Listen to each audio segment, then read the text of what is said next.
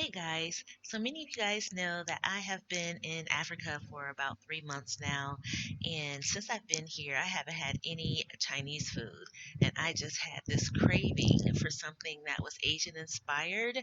So I just looked in my fridge, pulled together a few vegetables to create this little recipe, and I'm going to share it with you now.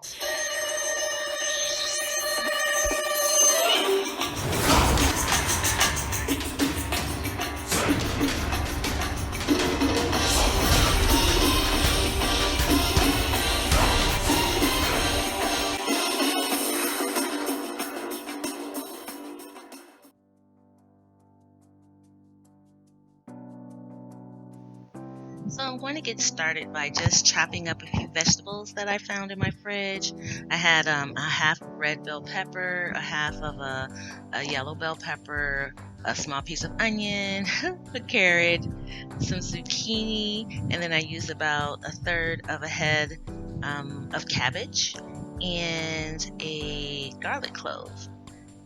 Now here you see me just kind of chopping those up, getting them ready to use. And a side note on that garlic, I added some Himalaya sea salt to it so that I could, smash it up and make a garlic paste. All right, and basically all you're going to do is you're going to add your harder vegetables to the pan first. And you're going to let those cook down. I added a little pepper. Then I added the cabbage and let that go. And the oil that I'm using is a combination of sesame seed oil and coconut oil together. All right, I'm adding the spices, so that's a little bit of garlic powder. I didn't have any fresh ginger, so I had to use some ginger powder. And I used some raw honey just to kind of sweeten up that soy sauce and some gluten-free soy sauce, about a tablespoon here. And, just kind of stirred that up and let the vegetables cook down until they were softened, but not too soft. And they taste really good. So now I'm just kind of wrapping up the mixture with the spring roll wrappers. And what I like to do is cut the wrappers in half on the diagonal. And you put about a tablespoon of filling in each. I used water to kind of create a glue. So you take water and you go around the edges of the spring roll wrapper, like I'll be showing you here. And then you're able to fold it in on top of itself and it'll stick just fine. It's a little tedious to do, but the end result is well worth it.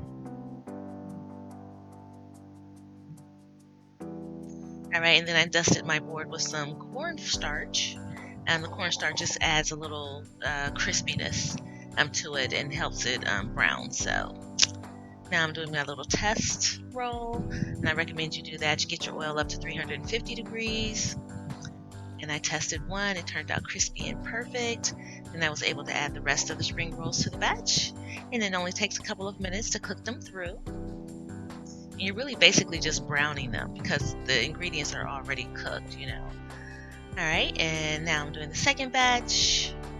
And I'm going to let those drain. And voila.